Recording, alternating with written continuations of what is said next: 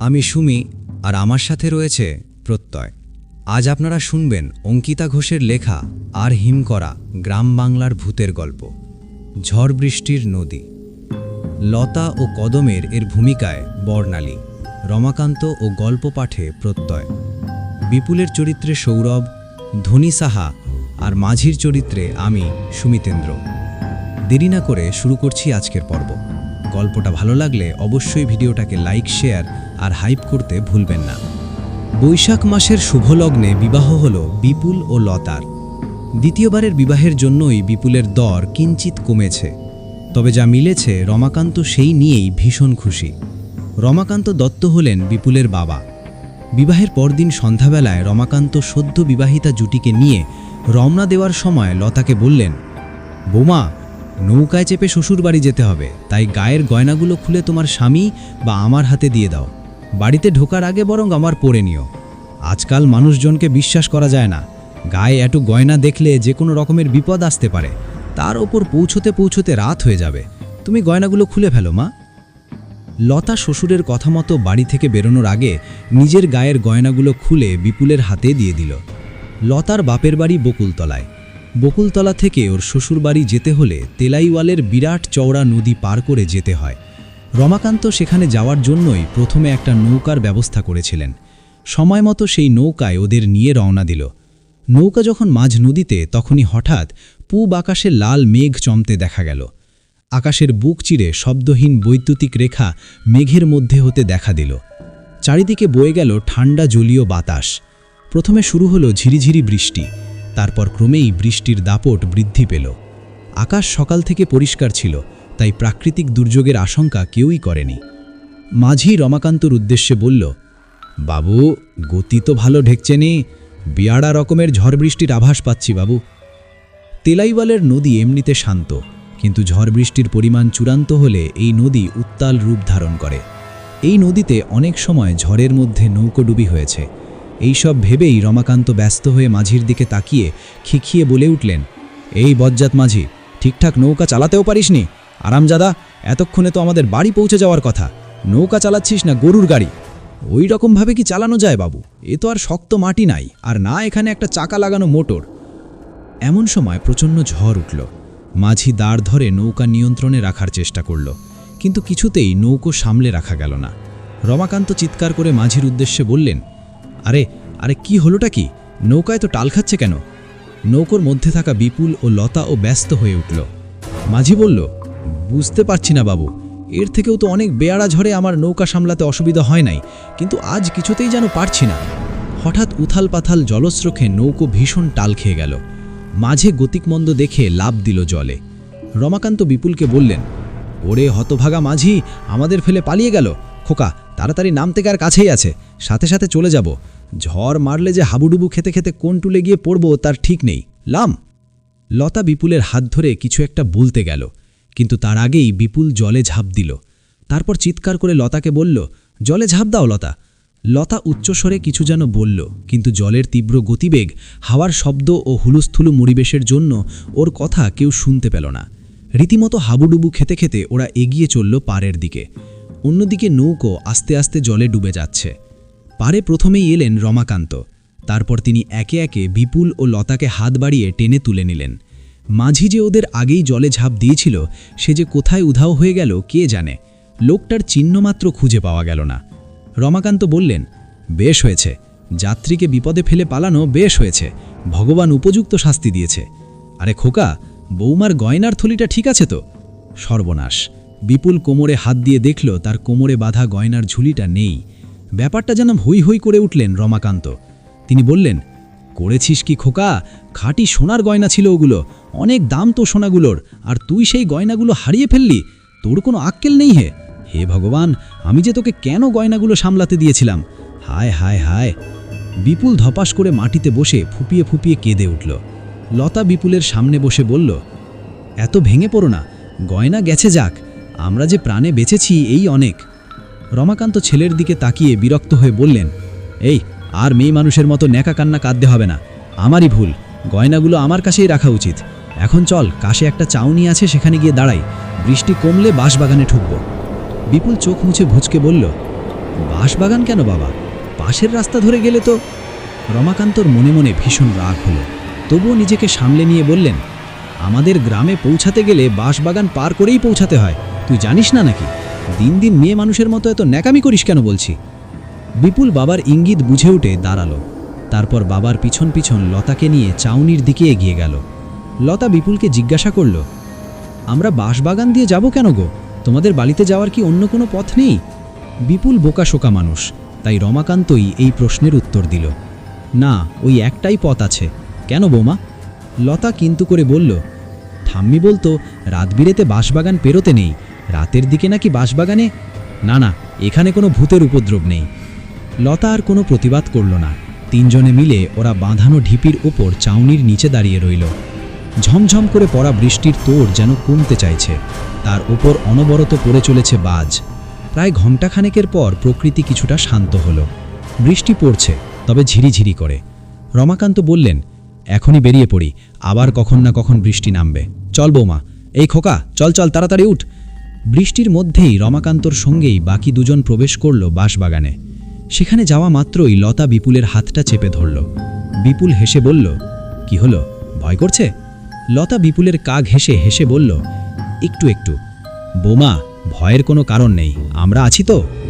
কিছু দূর এগোনোর পর লতা বিপুলকে হঠাৎ বলল, ভয় আমার এমনি এমনি করছে না গো, আমার খুব চিন্তা হচ্ছে। কি চিন্তা? আসলে তোমার প্রথম বৌদিও তো শুনেছি শ্বশুরবাড়ি পৌঁছানোর আগেই মারা গিয়েছিল। কে বলল তোমায় এসব? রমাকান্ত পাথরের মতো দাঁড়িয়ে পড়ে লতাকে প্রশ্ন করল। লতা ইতস্তত করে বলল, না মানে, বিয়ের আগে আপনারা তো বলেইছিলেন ওর প্রথম বিয়ের ব্যাপারটা, তারপর গতকাল আপনাদের কিছু আত্মীয়র মুখে কিছুটা শুনলাম।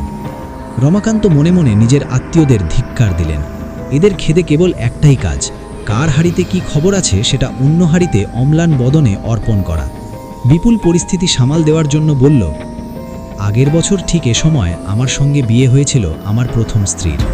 আজকের মতোই সেদিনও বউকে নিয়ে আমি আর বাবা নৌকায় চেপে এই দিকে আসছিলাম। সেদিনও এরকম বৃষ্টি পড়ছিল। তারপর একটু থামল বিপুল। লতা উত্তেজিত হয়ে বলল, তারপর কি? অবাক লাগছে জানো, আজকের দিনটার সঙ্গে সেদিনের দিনের বেজায় মিল ছিল। আজকের মতোই হঠাৎ ঝড় উঠেছিল, নৌকো যখন মাঝ নদীতে। তেলাইওয়ালের নদীতে ঝড় উঠলে কি হয় তুমি তো আজ নিজের চোখেই দেখলে। সেদিনও সেরকম ঝড় উঠল। উফ, সে যে কি ঝড়, কি বলবো। ঠিক আজকের মতো ঝড়ের মধ্যে নৌকো উথালি পাথালি করে উঠল। আর যে নৌকা চালাচ্ছিল সেদিনও তার নৌকাতেই আমরা এই দিকে আসছিলাম। বেয়াদবটা সেদিনও আমাদের ফেলে জলে ঝাঁপ দিল। নৌকাটা তৎক্ষণাৎ উল্টে গেল, আমরাও পড়লাম জলে। আমরা জলস্রোতে এদিক ওদিক চলে যাচ্ছিলাম। চিৎকার করে যে কাউকে কিছু বলবো তারও উপায় নেই। এত বাজ পড়ছিল যে কেউ কারো কথা শুনতে পারছিলাম না। যে যার মতো সাঁতরে আমরা পাড়ে এসে দেখলাম। কি দেখলে? দেখলাম আমি আর বাবা পাড়ে এসেছি, কিন্তু আমার বউটা আসেনি। আমাদের হাত পা ঠান্ডা হয়ে গেল। অনেক করে ওকে ডাকলাম। আমি তো আবারও জলে ঝাঁপ দিতে যাচ্ছিলাম, বাবা আটকে দিল। সকাল অবধি আমরা দাঁড়িয়ে দাঁড়িয়ে রইলাম, কিন্তু ওর কোনো খোঁজ পেলাম না। দুই পরিবারের সকলকে খবরটা জানানো হলো। সবাই আমার বাড়িতে এলো। বিকেলের দিকে গ্রামে একটা হইচই পড়ে গেল। খবর পেলাম নদীতে কারো লাশ ভেসে উঠেছে। আমরা সবাই নদীর পাড়ে গিয়ে দেখলাম, যা ভেবেছিলাম তাই। লাশটা ওরই ছিল, তাই তো? বিপুল মাথা নিচু করে দীর্ঘশ্বাস ফেলে বলল, ঠিকই বলেছ। ওর জলে ভাড়া ছিল বলে কোনোদিন ওর মা ওকে সাঁতার কাটতে দেয়নি। আমরা সেটা জানতাম না। গ্রামের মেয়ে সাঁতার জানে না সেটা ভাবতেও পারিনি। জানলে ওকে একা ফেলতাম না। আমার জন্যই ও আজ এই পৃথিবীতে নেই। বাকি আজ তোমার কিছু হয়নি। রমাকান্ত মিচকি হাসল। মনে মনে বলল, না, ছেলেটার যাত্রাগুলো একবার দেখতে যেতে হবে। অভিনয়টা ছেলে ভালোই শিখেছে। কিন্তু একটা কথা ভেবে আমার খুব ভয় করছে। সেদিন যা হয়েছিল আজও তা হলো কি করে? তোমাদের বাড়িতে বউদের ওপর কোনো অভিশাপ নেই তো? না না বোমা, তুমি অযথা ভয় পাচ্ছ। আর তো আধ ঘন্টার পথ, কিছুক্ষণের মধ্যেই তুমি পৌঁছে যাবে তোমার শ্বশুর বাড়িতে।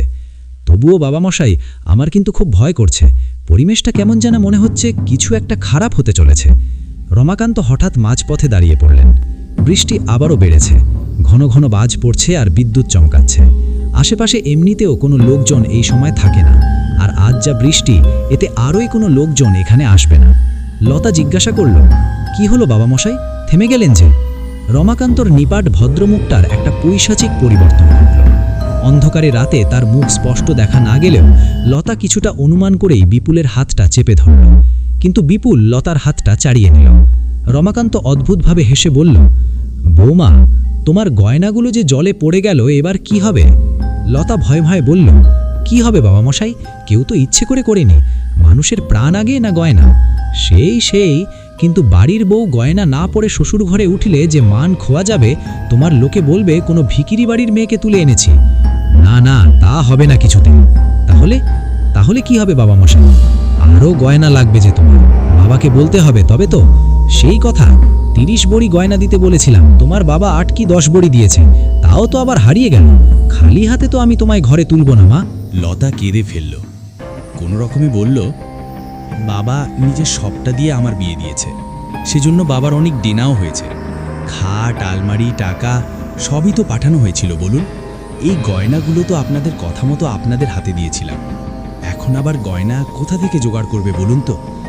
ওর বাবাটা যে মারা পড়বে। ওরে বাবা, এই মেয়ের যে মুখে মুখে চোপা করার স্বভাব আছে। দেখ বিপুল, তোর বউকে দেখ, কত সাহস। এই মেয়ে, তোকে আমি অনুরোধ করছি না, আদেশ করছি, এই আদেশ পুরো না হলে আমি তোকে ঘরে তুলবই না, উপরান্ত এই জঙ্গলের মধ্যেই তোকে খুন করব।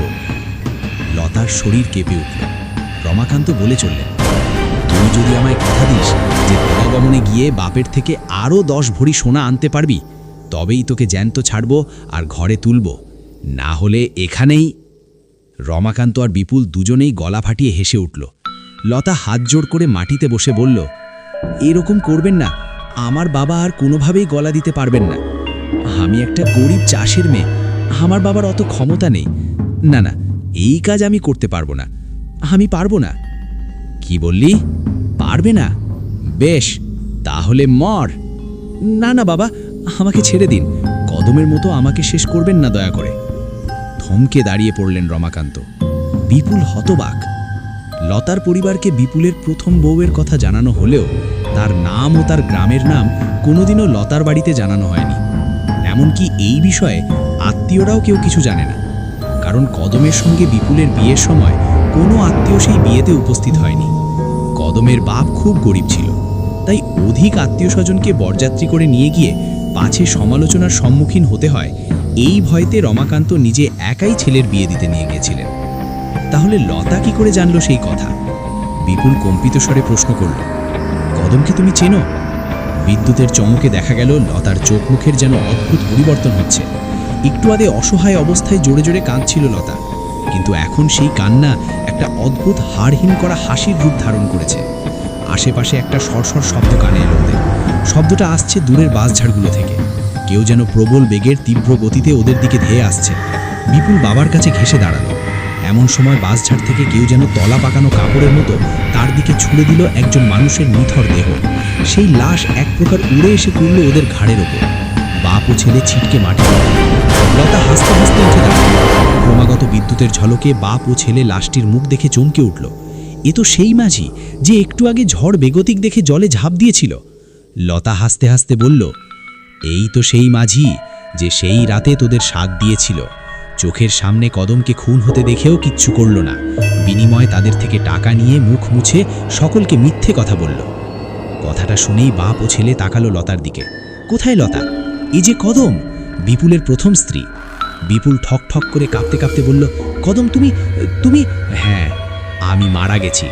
1 বছর ধরে আমার অতৃপ্ত আত্মা এখানেই তোদের অপেক্ষা করেছে। তোদের 3 জনকে একসাথে কবে পাবো এই আশায় আমি এখানেই অপেক্ষা করেছি দিনের পর দিন। আজ সেই দিন এসেছে। বল, কি দোষ ছিল আমার, বল। আমার গরিব বাবা তোদের চাহিদা পূরণ করতে পারিনি বলে তোরা আমায় এভাবে নির্মমভাবে মেরে দিলি। বিয়ের সময় তোরা যা যা চেয়েছিলি আমার বাবা সেই সব জোগাড় করার চেষ্টা করেছিল, কিন্তু সবটা পারল না বলে তুই প্রথমে নিজের ছেলেকে নিয়ে মণ্ডপ ছেড়ে চলে যাচ্ছিলি। তারপর তোর মনে হলো যতটুকু পাচ্ছিস ততটুকুই আগে হাঁটা। ছেলের সঙ্গে আমার বিয়ে দিয়ে নৌকো করে আমায় শ্বশুরবাড়িতে নিয়ে যাওয়ার সময় আমাকে নৌকি মাঝিটির মতো জলে ফেলে দিলি জলে। তোরা জানতিস আমি সাঁতার জানি না, তাই তোরা এমন অমানবিক কাজ করলি। এই মাঝি, আমার স্বামী, কেউ আমায় বাঁচালো না, উল্টে সবাইকে মিথ্যে কথা বললি। হ্যাঁ, সেদিনও ঝড় বৃষ্টি হয়েছিল, কিন্তু নৌকো ডুবি হয়নি। মাঝি নৌকো সামলে নিয়েছিল। একটু আগে আমাকে লতা ভেবে জোরে জোরে মিথ্যে কথাগুলো বললি তুই। আসলে তো সেই সব কিচ্ছু হয়নি, কিচ্ছু না। তোরা ইচ্ছেকৃত আমাকে জলে ফেলে দিয়েছিলি, কিন্তু লতার সঙ্গে তোরা এই কাজ করতিস না। ওর বাপ সত্যিই তোদের মুখ বন্ধ করেছিল, কিন্তু যখন তোরার গয়না হারিয়ে ফেললি তখন তোদের মনে হলো লতাকে বাঁশবাগানে নিয়ে এসে ভয় দেখিয়ে আরও কিছু গয়না আদায়ের জন্য রাজি করানো যাক। তোরা ভাবলি লতা রাজি হলে ভালো, আর যদি রাজি না হয় তাহলে ওকেও এই কদমের মতো শেষ করে দেব। বাঁশবাগানে তো এমনি কেউ আসে না, চুপি চুপি লতাকে শেষ করাটা কোনো ব্যাপারই নয়। কিন্তু তোদের এই ইচ্ছে আর সফল হবে না। লতা আমার মতো সাঁতার জানতো না, ও আমার মতোই জলে ডুবে যাচ্ছিল, আর সেটাও তোদের চিৎকার করে অনেকবার বলেছিল, কিন্তু তোরা শুনতে পাসনি। আসল সত্য হলো লতা তখনই জলে ডুবে গেছে। তোদের সঙ্গে লতা কখনো এই পারে আসেনি, এসেছি আমি, এই কদম। আর আমার এখন একটাই উদ্দেশ্য, তোদের শেষ করা, তোদের মতো পাপীদের শেষ করা, যাতে আর কোনো মেয়ে তোদের কাছে বলি না হয়। কথা শেষ করে কদম প্রথমেই বিপুলের কাছে গিয়ে এক ঝটকায় তার ঘাড় মটকে দিল। রমাকান্ত এই দৃশ্য দেখে ছুটে পালালেন। চারদিক থেকে তখন ভেসে আসছে কদমের হাসির শব্দ।